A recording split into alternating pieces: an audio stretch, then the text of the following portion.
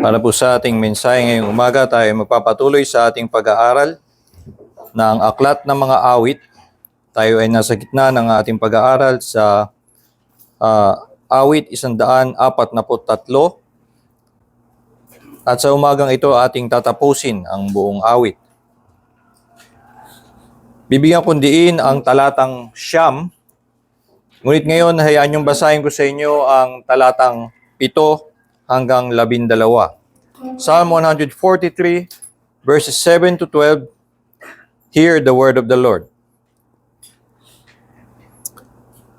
Answer me quickly, O Lord. My spirit fails. Hide not your face from me, lest I be like those who go down to the pit. Let me hear in the morning of your steadfast love, for in you I trust. Make me know the way I should go, for to you I lift up my soul. Deliver me from my enemies, O Lord. I have fled to you for refuge.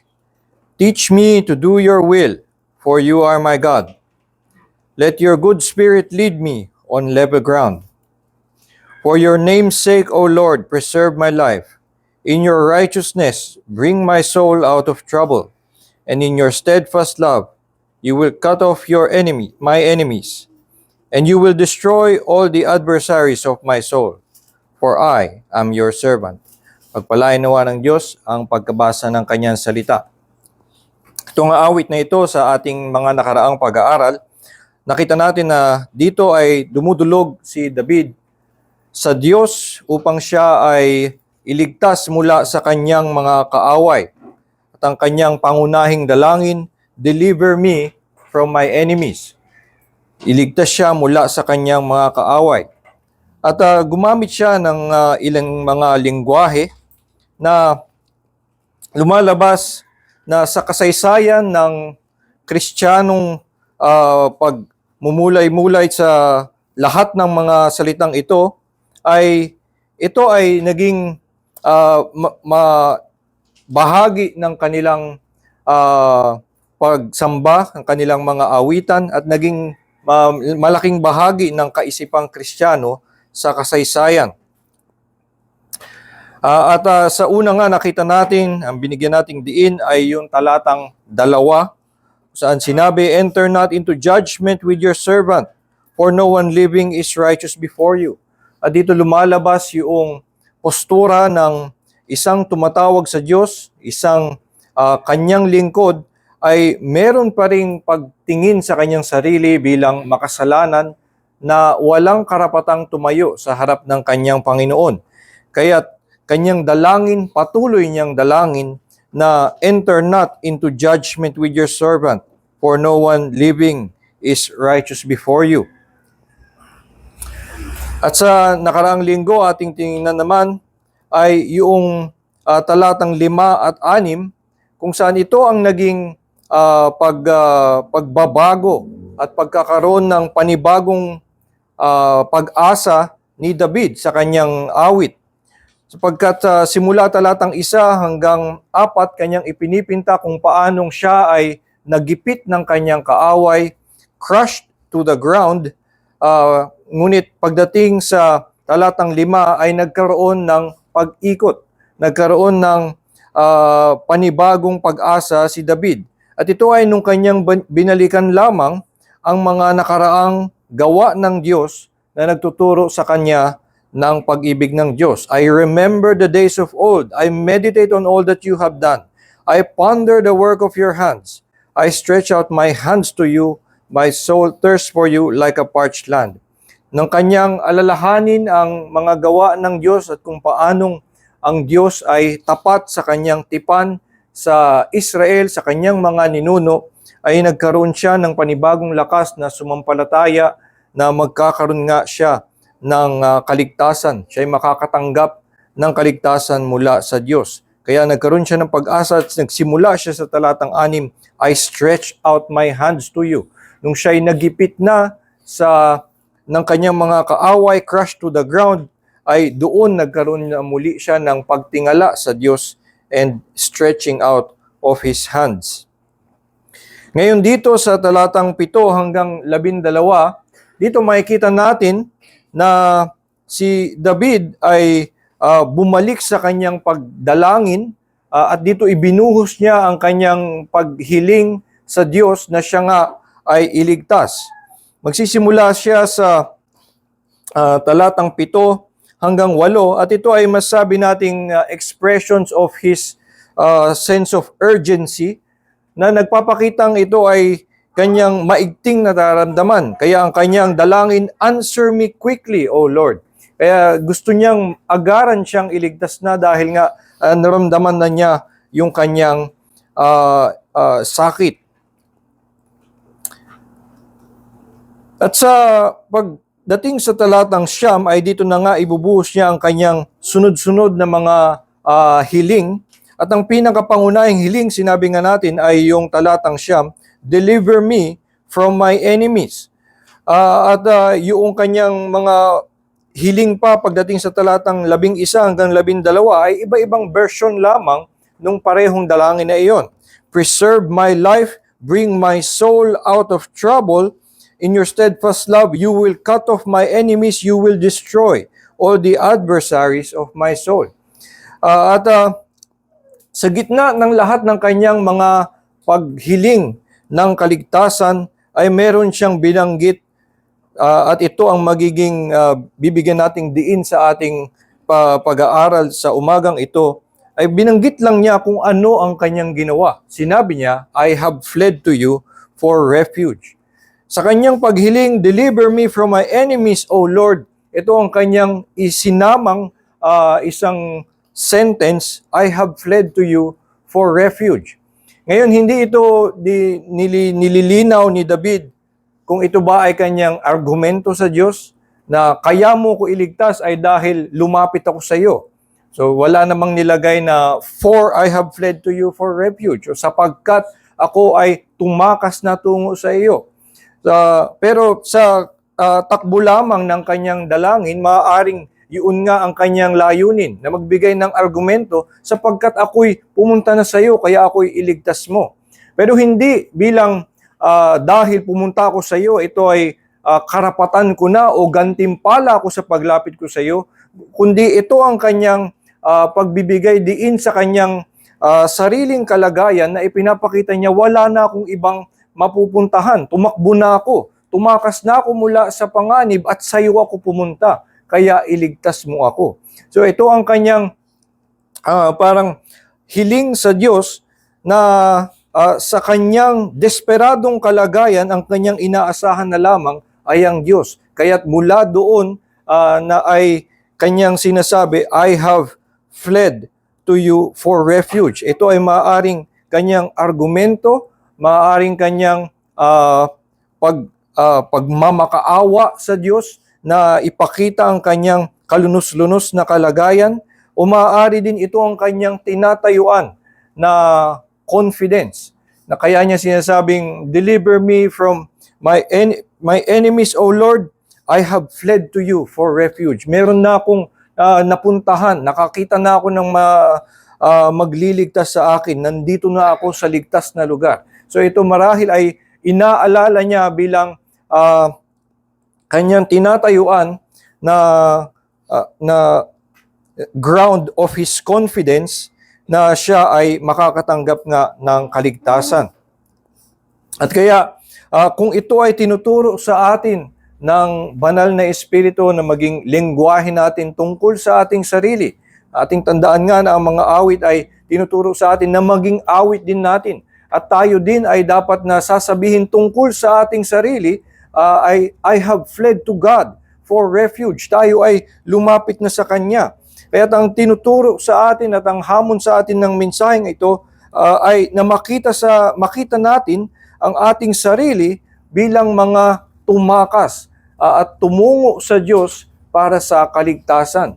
Ganito ang tinuturo sa atin ng banal na Espiritu na maging pagtingin natin sa ating pananampalataya, maging pag-unawa natin sa ating paglapit sa Diyos na tayo ay tumakas mula sa panganib at kumapit sa Diyos para sa kaligtasan. Itong lingwahe na to ay makikita natin sa maraming mga himno sa kasaysayan ng Kristiyanong relihiyon. Una sa Rock of Ages, yun sa salitang let me hide myself in thee. Sa ibang mga salin, ang sinasabi dito sa I have fled to you for refuge ay I have come to you for cover. At sa lumang salin ng King James ay I hide myself in thee. So ito nga ay nagtatago siya. Ito na ang kanyang ginawa. Lumapit siya sa Diyos upang magtago mula doon sa nakita niyang panganib. At ito nga ang napunta sa isang naging beloved hymn in the history of Christian worship.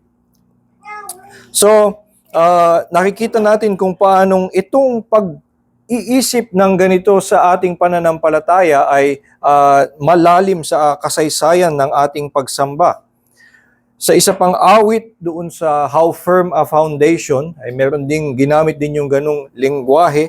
How firm a foundation, ye saints of the Lord, is made for your faith in His excellent word. What more can He say than to you He hath said, to you who to Jesus for refuge has fled. So ito ay nakita natin muli ang paggamit ng ganung klaseng lengguwahe na ito ang characterization of a believer.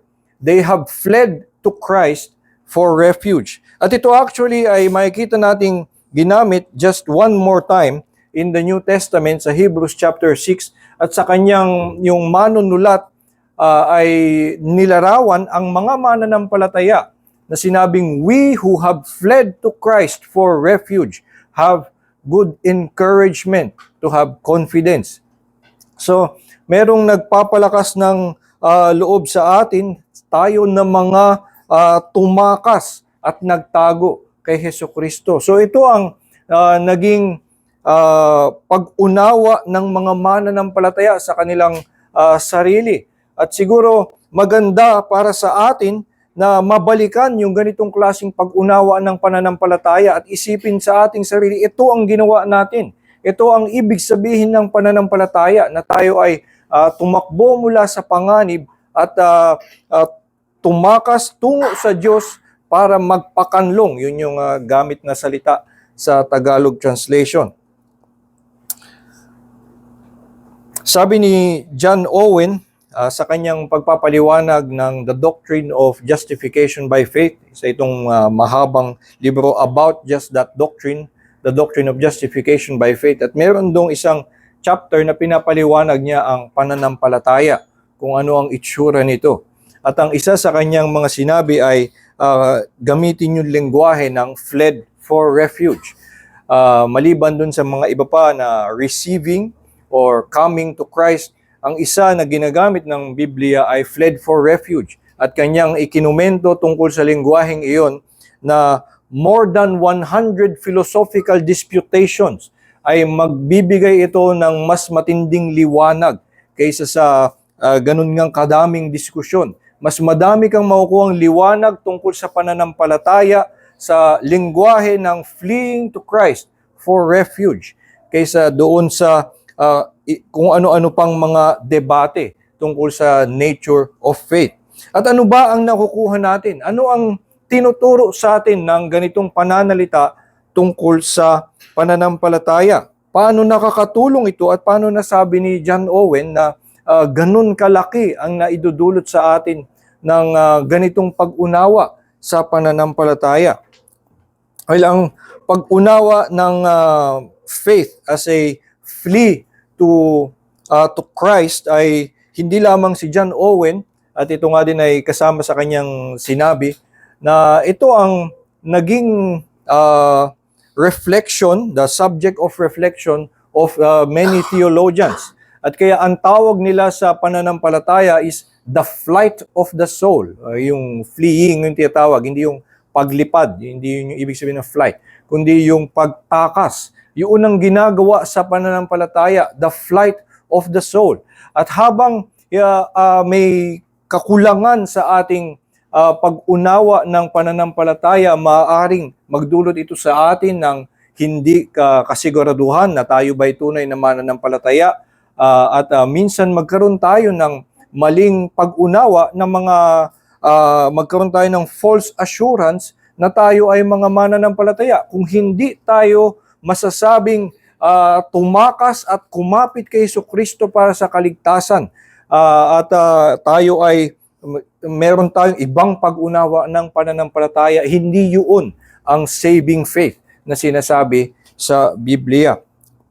So, ano ang tinuturo sa atin? Ano ang mga mahalagang ipinapaalala ng salitang ito tungkol sa pananampalataya?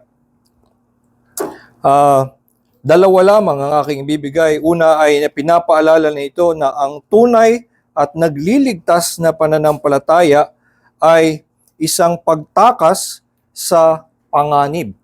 At ito ay nagpapaalala sa atin na ang mananampalataya ay nakakita ng panganib, nakilala niya na may tunay na panganib na kailangan niyang takasan, kaya't siya ay sumampalataya.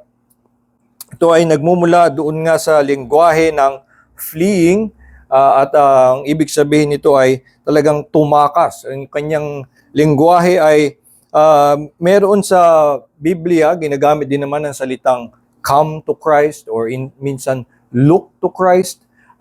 Pero ito ay nagbibigay nung dimensyon ng pananampalataya at ating argument for today na ito actually ay isang essential element. Essential element na hindi pwedeng magkaroon ng tunay na pananampalataya kung ito ay hindi pagtakas mula sa panganib. Ito ang tunay na pananampalataya ay may pagkilala na meron siyang nakitang tunay na panganib, kaya't siya ngayon ay masasabi niya tungkol sa kanyang sarili na siya ay tumatakas. Kaya ito ang ginamit na lengguwahe, a fleeing for refuge. Madami sa mga hindi mananampalataya, ang dahilan kung bakit hindi sila sumampalataya ay dahil hindi nila nauunawaan yung tunay na panganib. Maaaring namumuhay sila at komportable naman ang kanilang buhay. Hindi nila nakikita na may nawawala sa kanila habang sila ay hindi mananampalataya, habang sila ay hindi sumasamba sa Diyos, ay wala silang nakikitang kakulangan. Mukhang marangya naman ang kanilang buhay o hindi naman ganun kahirap kung ito man ay hindi gaanong marangya o hindi rin naman hindi niya nakikita sa mga mananampalataya na may naidagdag sa kanilang buhay na pinapahalagahan niya. Kaya wala siyang nakikitang nawawala sa kanya habang siya ay hindi mananampalataya. At ito minsan ang pinakapangunahing dahilan kaya't wala silang pananampalataya. Mayroon sinasabi, paulit-ulit na sinasabi sa mga awit, the fool says in his heart, there is no God. At hindi lamang na kanyang dinideny na walang Diyos, kundi na kanyang idinideny walang Diyos, walang batas na humahatol sa akin, walang judgment. Kaya't wala siyang kinatatakutan, wala siyang tinatakbuhang panganib. At ito ang yung kawalan ng kanyang nakikitang danger, ito ang dahilan kaya't wala siyang nakikitang pangangailangan na siya ay magkaroon ng pananampalataya. At sa ganito ang mga pagkakataon dito, lumalabas ang pangangailangan na ipangaral palagi ang batas ng Diyos na nagpapahayag ng kanyang kabanalan, na ihinahayag sa buong mundo o ipinapaalala sa buong mundo na ang Diyos ay banal, makapangyarihan at na mayroong paghuhukom ayon sa kanyang batas. At ayon sa batas ng Diyos, ang lahat ay makasalanan at sila ay nasa panganib. Ito ay nakasulat sa puso ng tao. Ito ay alam nila by nature. Meron pang natitirang liwanag sa kanilang puso na nauunawaan nila ito mula sa makita lamang ang kalangitan, makita lamang ang kadakilaan ng buong sangnilikha, kahit walang nangangaral sa kanila, ito ay nakikilala nila. Alam nila sa kanilang puso at may konsyensya na bumubulong sa kanila kung ano ang tama at kung anong mali, at sila'y sinasabihan kung ano ang mga kasalanan na kanilang ginagawa. At ang sabi pa sa Romans 1 ay na yung buong sannilikha, ang buong kalangitan ay nagpapakita ng kadakilaan ng Diyos na kanilang hindi maitatanggi na mayroong Diyos, pero hindi nila kinikilala ang Diyos, hindi nila sinasamba at di nila pinasasalamatan. Kaya ito ay yung kanilang pagtingin na wala namang panganib habang sila ay hindi sumasampalataya, ay kaya sila nananatili sa kanilang pamumuhay sa kadiliman. Ang kailangan nga sa ganong mga tao ay mapangaralan ng batas ng Diyos at ihayag sa kanila ang liwanag ng kabanalan ng Diyos. Meron din naman na mga nagsasabing sila'y may pananampalataya, nag-aangkin ng isang uri ng pananampalataya, ngunit hindi ito masasabi, o kahit sila mismo ay sasabihin, hindi ito isang pagtakas mula sa panganib. At sila ay mag-aangkin ng pananampalataya, siguro dahil pag tinitingnan nila ang Kristyanismo, ito ay sensible, ito ay attractive, meron namang good moral teachings. Kung makikita nila si Kristo, ay isa naman siyang good example, at nakikita nilang advantageous na mamuhay na tulad ni Kristo. Siguro hindi in terms of wealth, hindi yun advantageous that way, pero ang tao din nga, dahil sila ay nilikha with moral consciousness and a desire to grow in to be morally good, dahil nasa kanilang puso yun, ay makikita nila ang mga katuruan ng Kristyanismo at maaaring sila'y sumang-ayon. Ito'y magandang sundin, ito'y magandang gawin, magandang makinig kay Hesukristo, at kinikilala ko ang itong tinuturo ng banal na kasulatan bilang true in some sense. Ito'y katotohanan, kaya masasabing ako ay isang mananampalataya. Ang aking pamumuhay ay kamukhang kamuka ng isang Kristiyano, at maaaring pumunta rin siya sa isang iglesia at maki-attend sa mga worship, pero hindi siya nagkaroon ng pagtakas mula sa panganib. Hindi siya nagkaroon ng pagkilala na mayroong tunay na panganib mula sa paghuhukom ng batas ng Diyos, at siya lamang ay nagkaroon ng pagkaakit doon sa Kristyanismo na nakita niyang ito ay isang sensible theory, yung community ay magandang galawan at gusto niyang maging kaibigan ng mga Kristiyano. Mayroong mga ganito na mga tanyag na mga intellectual, at tingin nila mayroong magandang mapupulot mula sa Kristyanismo, pero habang hindi nila masasabi na sila ay tumakas at humanap ng saklolo mula sa Diyos para sila ay maligtas mula sa panganib, hindi ito matatawag na pananampalataya. Kaya nga itong salita na itinuturo sa atin sa awit, I have fled to you for refuge. Ito ay isang magandang paglilinaw kung ano ang itsura ng tunay na pananampalataya.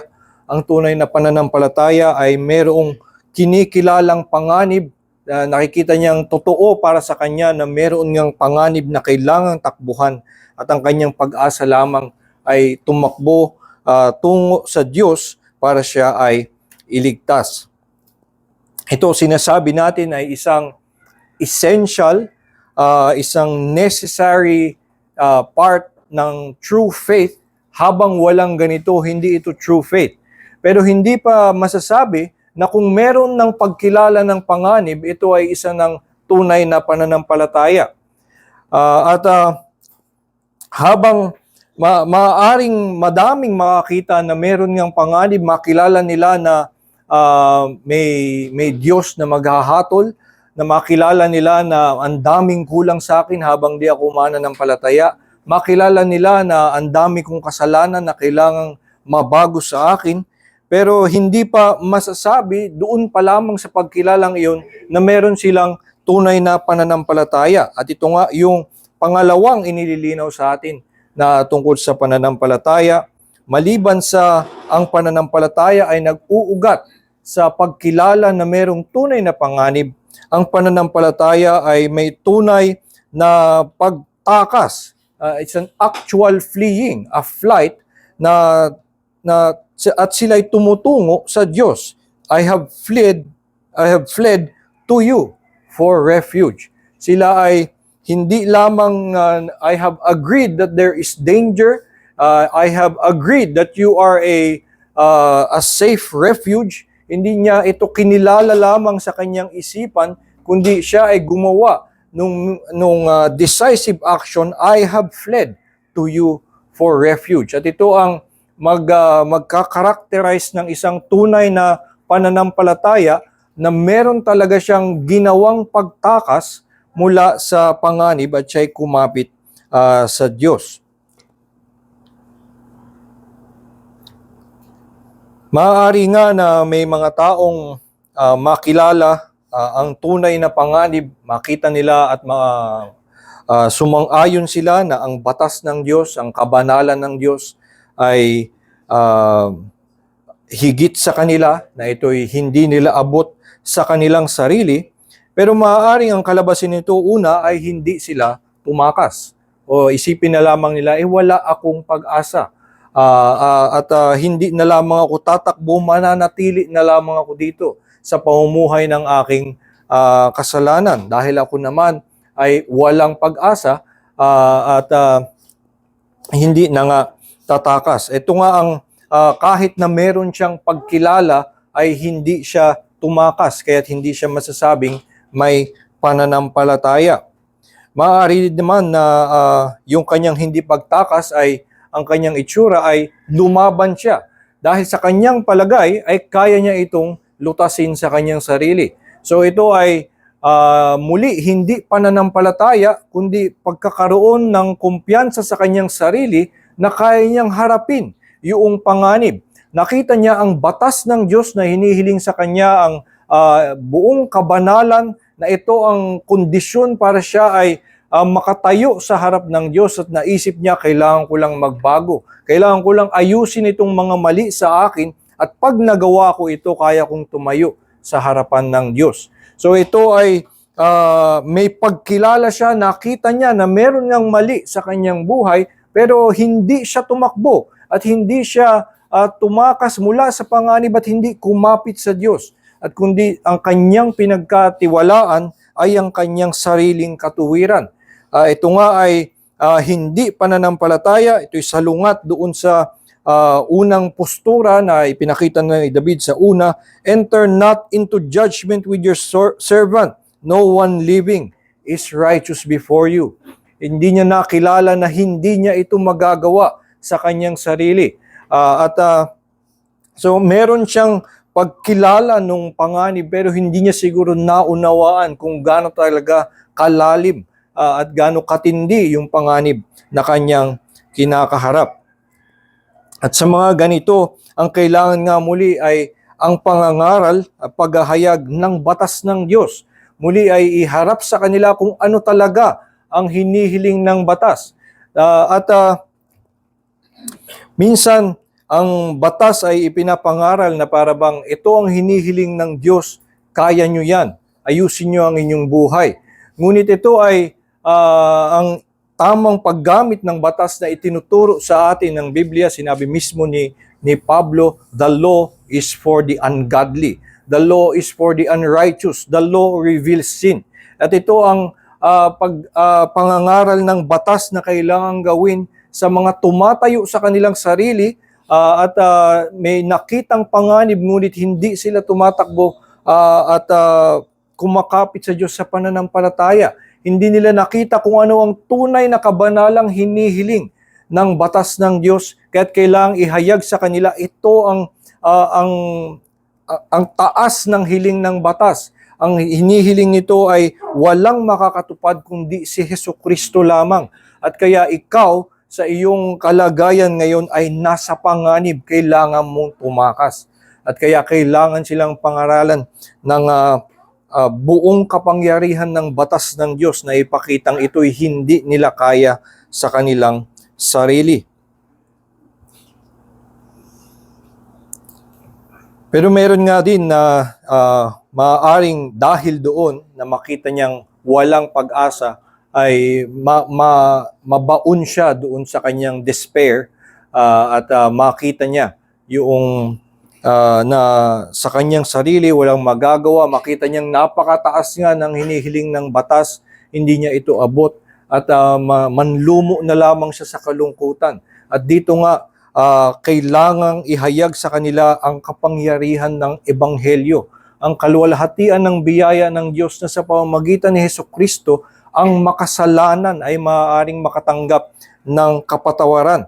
Dahil sa pamamagitan ni Hesukristo, siyang tumupad ng batas ng Diyos, yung mataas na hinihiling na kabanalan ng batas ng Diyos ay ipinamuhay ni Hesukristo at ito'y sapat upang bayaran ang lahat ng kasalanan ng buong mundo. At lahat ng sumampalataya sa Kanya ay makakatanggap ng katuwiran na ibibihis sa Kanya at siya ngayon ay makatatayo sa harap ng Panginoon. Ito'y sa pamamagitan ng katwiran ni Hesukristo lamang at hindi sa kanyang sariling paggawa. At sa mga ganong pagkakataon na makita na ng tao ang kanyang desperadong kalagayan, hindi niya makita ang daan, ang liwanag ng biyaya, ito nga ang kailangan ng ipangaral sa kanila ang Ebanghelyo. Kailangan ipakita sa kanila na ganun din ang biyaya ng Diyos, na itong taas ng hinihiling ng batas ng Diyos ay tinutupad ni Hesukristo at ito'y naipagkakaloob maging sa mga makasalanan sa pananampalataya. Ito ang yaman ng biyaya ng Diyos na maging makasalanan ay mabibihisan ng katwiran ni Hesukristo.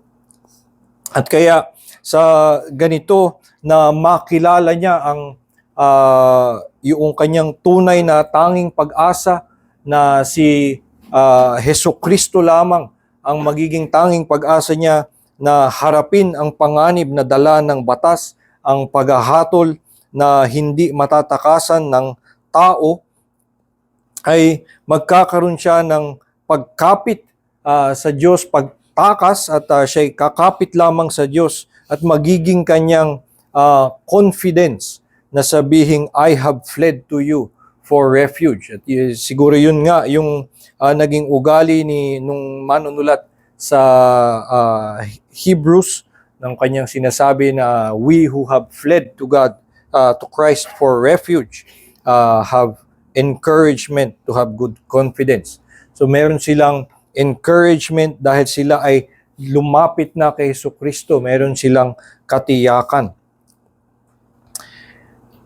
Kaya ito nga ay magandang naililinaw sa atin kung ano ang tunay na itsura ng pananampalataya.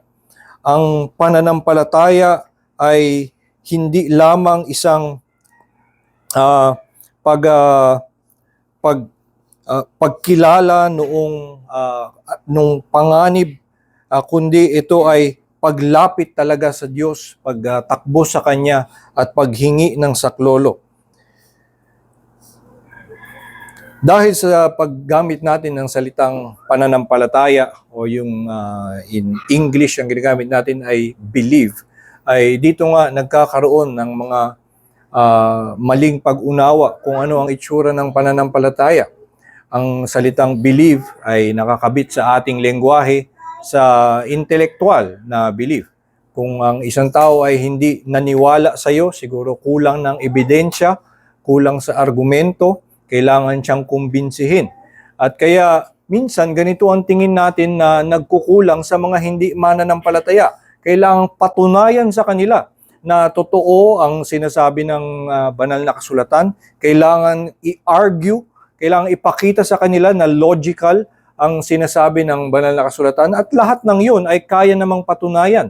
Kayang ipakita with lots of historical, archaeological evidence and philosophical arguments to show na ang katuruan ng banal na kasulatan ay perfectly logically consistent, perfectly reasonable, at ito ay tumatayo sa maging sa standard ng secular world kung ano ang masasabing kapani-paniwala. Pero hindi nga ito ang punto ng tunay na pananampalataya. Hindi ito ang center or essence of what it means to truly believe savingly.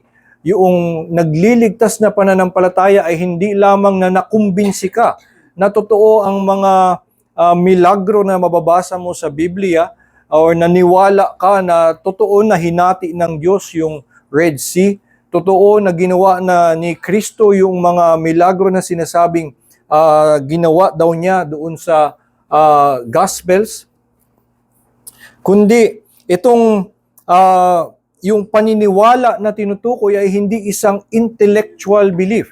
Hindi ito isang pagkakumbinsi lamang na totoo ang mga nakikita mo, kundi ito'y pagkilala ng katotohanan na ikaw ay makasalanan at nasa panganib dahil sa iyong kasalanan. Ikaw ay under condemnation at ito'y hindi matatakasan liban na lamang na ikaw ay kumapit sa Diyos. At ito ang pananampalataya na kailangang marating, hindi isang intellectual belief, kundi isang pagkilos sa kanilang konsyensya, na makilala niyang kanilang konsyensya at aminin nila na sila ay makasalanan at ang kailangan nila ay tagapagligtas na magbabayad ng kanilang kasalanan. At ang isa pang bahagi ng pananampalataya na inililinaw sa atin dito sa tinuro sa atin ng awit ay na ang pananampalataya ay hindi lamang pagkakumbinsi na si Jesucristo ay makapangyarihan o si Jesucristo ay mabuti. Tayo ay maaaring makumbinsi at maging very passionately convinced that Jesus Christ is a powerful miracle worker, that He is the Son of God. Maaari kang makonvince that He is holy, that He is perfectly righteous. Pero hindi yun ang essence of saving faith. At ito nga ay masasabi natin dahil merong mga ganong mananampalataya o nag-aangking mga mananampalataya na nakikita ang lahat ng yun. Ngunit hindi masasabing sila ay kumapit kay Jesucristo para sa kaligtasan. Dahil kinilala nila kung sino si Jesucristo at kanilang nakikita na ito nga talaga ang kanyang buhay ayon sa banal na kasulatan. Ngunit hindi sila kay Jesucristo lamang kumakapit bilang tagapagligtas. So hindi masasabing, I have fled to you for refuge. Siguro ang nangyari ay masasabing, I have come to you for a little bit of extra help dahil hindi ko kaya by myself. Kailangan ko ng konting tulak para mas makayanan ko.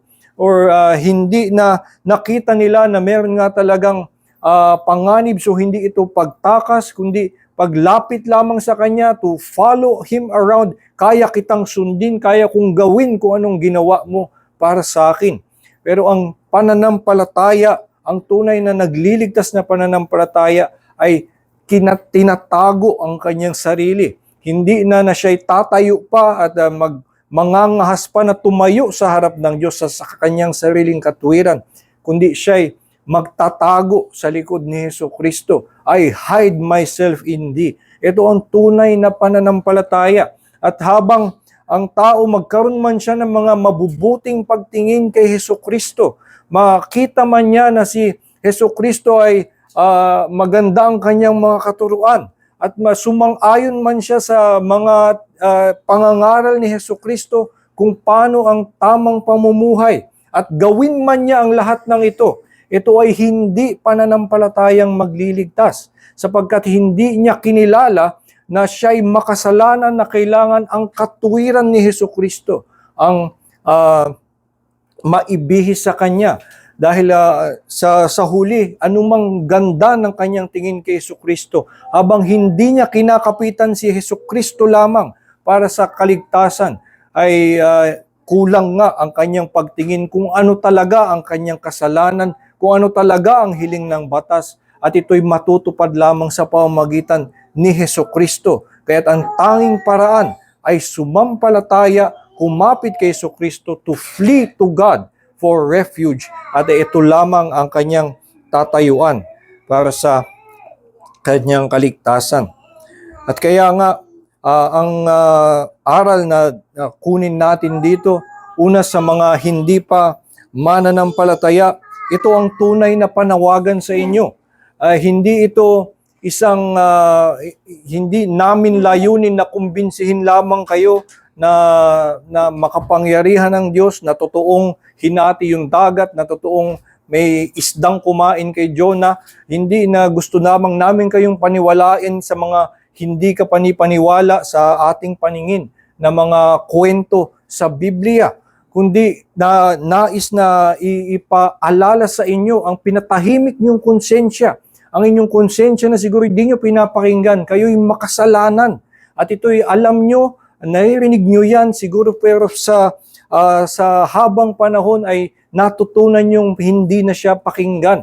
At ang pinapaalala nga sa inyo ang batas ng Diyos na anumang inyong pagtakas, kailangan nyo itong harapin.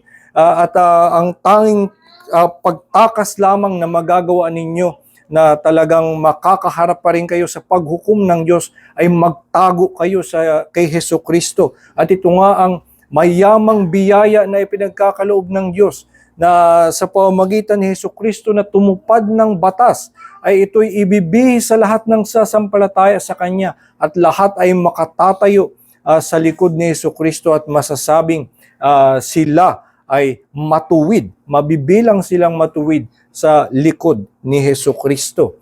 Ito ang panawagan, hindi ng paniniwala. Maniwala kayo na ganito kayaman ang biyaya ng Diyos. Maniwala kayo na kayo'y makasalanan, at ngunit mas maniwala kayo na ang biyaya ng Diyos ay ganun kayaman, na yung katuwiran ni Hesukristo na talagang hindi karapat-dapat na maibilang sa inyo. Sa kanyang biyayang pangako ay ikaw na makasalanan ay mabibihisan ng isang buong katwiran at makatatanggap ng buong kaligtasan.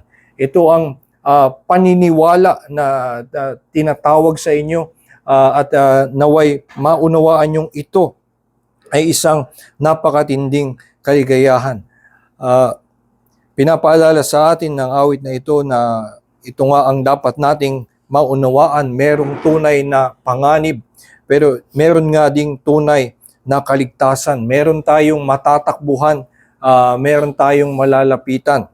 Kaya kung sino man ang hindi pa sumasampalataya sa Diyos para sa kaligtasan, ito din ang pinapaalala sa atin. Meron kayong matatakbuhan para sa kaligtasan.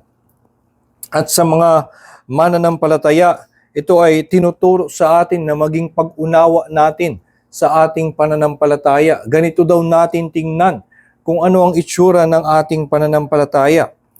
Maaaring napunta tayo sa ganung pag-iisip na ang pananampalataya natin ay yun ngang intelektual na aspeto, dahil ganun ng lengguwahe, at minsan nakakalinlang, tayo'y naniwala, yung iba hindi naniwala. So ibig sabihin, ako nakumbinsi siya, hindi. Yung iba, mas pinaniniwalaan yung siyensya, pero ako ay mayroong ganoong puso, mayroong ganoong mata na makita ang katotohanan. So ang nangyayari, kapag ganito ang ating pag-unawa ng pananampalataya, nagkakaroon pa ng mga binhi ng yabang sa ating puso, na yung pananampalataya natin ay kinakapitan natin, na tingin natin yun ang naging nag-iba sa atin, ito'y inilamang natin sa iba, at na para bang imbis na ang sinasabi natin we have fled to God for refuge, ay we have fled to God, therefore we should receive a reward.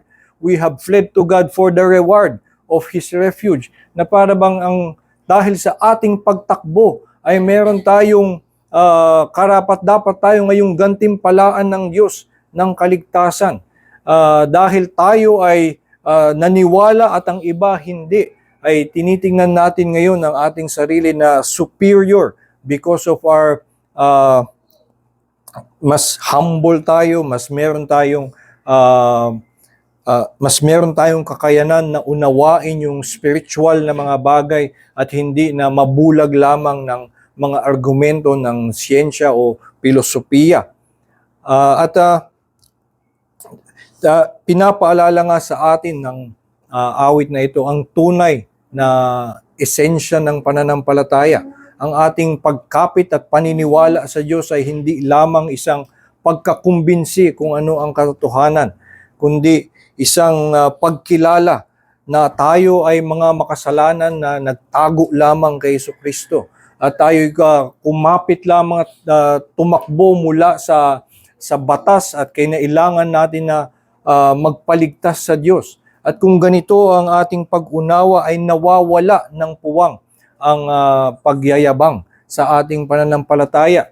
At nakikita natin na hindi ito isang virtue sa atin, na nag-angat sa atin. Hindi ito isang any moral excellence in us na nag-iiba sa atin sa mga hindi mananampalataya. Ito ay ang ating kawalan at nagpapaalala pa sa atin na wala talaga tayong naibigay kundi tayo'y lumapit lamang sa Diyos. We have not paid God for refuge. We have not worked for our refuge. We have not served God for the refuge. Tayo tumakas lamang. Paglapit natin doon, tayo ay tinanggap ng Diyos at Kanyang iniligtas. Ito ang dapat nating maunawaan tungkol sa ating pananampalataya, at pag ganito ang ating pagtingin, nawawala ang pagyayabang. Kaya nga pag titingnan natin lahat ng ibang dalangin dito ni David, halimbawa nung kanyang sinabi na make me know the way I should go, for to you I lift up my soul. Maaaring sabihin natin, dahil ako ay nagtataas ng aking sarili sa iyo, at sa iyo ko dinadala ang aking sarili, kaya dapat mo akong turuan. So hindi si David ay nagmamalaki na I lift up my soul to you, therefore make me go the way that I should go. Therefore you owe me to make me know the way that I should go. Kundi itong kanyang sinasabi, it is an expression of his desperation. Dahil sa iyo ko na lamang maisusuko ang aking kaluluwa. Wala akong ibang tinatakbuhan. Ganon din yung kanyang sinabi, let me hear in the morning of your steadfast love, for in you I trust. Hindi ito isang pagmamalaki na ako nagtitiwala sa iyo, yung iba hindi nagtitiwala sa iyo. Kundi ang kanyang sinasabi, dahil in you I trust. At ako'y umaasa sa iyong pag-ibig, ibigay mo sa akin yan dahil ako'y walang maipapakita. Maging yung kanya sinabi sa huli na maaaring nagtutunog na pagmamalaki sa kanyang sarili, ay sinabi, you will destroy all the adversaries of my soul, for I am your servant. At ito ay muli ay hindi niya pagmamalaki na ako'y naglilingkod sa iyo, kaya yung mga kaaway ko ay iyong lulupilin. Kundi dahil ako ay iyong alipin, wala akong ibang makakapitan, walang ibang nag-aalaga sa akin. At ikaw ang lumaban para sa akin. At ako'y walang magagawa sa aking sarili. Ganito ang kanyang postura sa kanyang buong pananampalataya. Galing pa nga dun sa 43 verse 2, ginamit niya ang salitang your servant, enter not into judgment with your servant.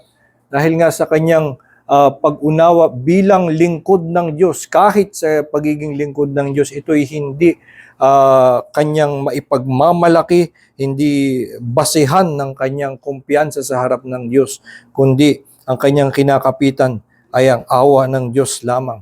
Kaya't kung tayo ay magkaroon ng ganong pag-unawa sa ating sarili at ganun natin tingnan ng ating sarili na we have fled to God for refuge. Ito ang ating ginawa, ito ang ating pananampalataya, isang pagtakas lamang at tayo'y nakakapit lamang sa Kanya. At ang mangyayari sa atin at ang maidudulot sa atin ay isang pusong palaging nagpapakumbaba lamang na at may pagkilala na wala tayong ibang pag-asa kundi ang Diyos lamang. At hindi tayo aalis sa pananampalataya na dahil nakakapit na ako ngayon sa Diyos, nakalapit ako sa Diyos, siguro kaya ko na uli mag-isa, laban kaya uli ako doon sa panganib. At ako, aalis ako ulit at tatayo ako sa aking sariling katuwiran. Ito nga ay na ituturo sa atin na maalis sa atin ang kahit anong ganong pag-iisip dahil ipapaalala nga sa atin, we have fled to God for refuge. At dahil may pagkilala tayo, wala tayong iba ng tatakbuhan, manatili tayo doon sa atin lamang pagkakakanlong sa Diyos at tayo'y magkaroon ng katiyakan na dito tayo ligtas habang tayo ay nakakapit sa Kanyang awa lamang. Tayo po ay manalangin. Manaming Diyos, kami nagpapasalamat sa inyong salita na muli naghahayag nga sa amin kung ano ang aming tunay na kalagayan, na kami ay mga makasalanan na sa harap ng iyong batas ay hindi kami makatatayo sa anumang abot na katuwiran na aming makamit. Kami man ay makaabot ng malayo-layong katuwiran, ito'y hindi pa rin naabot sa kabanalan na hinihingi ng iyong batas. Kaya papasalamat nga kami sa paalala na awit na ito na kami ay mga tumakas lamang at tumakbo tungo sa iyo at kumakapit sa iyo at umaasa sa iyo. Nawa nga Panginoon ay maipaalala sa amin na ganito ang aming pananampalataya, na may pagkilala kami na wala kaming ibang pag-asa kundi ang kumapit sa iyo. Nang sa gayon sa aming buong buhay, tulad ng sinasabi ni Pablo na the life we live in the flesh, we live by faith in the Son of God. Sa aming buong buhay kami nakakapit lamang sa iyo sa pananampalataya. Nang sa gayon kami nga ay lalakad na umaasa lamang na magtago sa iyong katuwiran at hindi tumayo sa anumang sariling mabuting gawa namin, kundi dahil sa iyong biyaya ay magkaroon kami ng mas malalim na pasasalamat at sa aming buong buhay ay lalakad nga kami ng may pagsunod sa iyong kautusan, hindi bilang tubusin ang hiling ng iyong batas, kundi bilang pasasalamat sa iyong pagliligtas, sa isang kumpletong pagliligtas na ipinagkaloob mo sa amin sa iyong biyaya sa pamamagitan ni Jesucristo.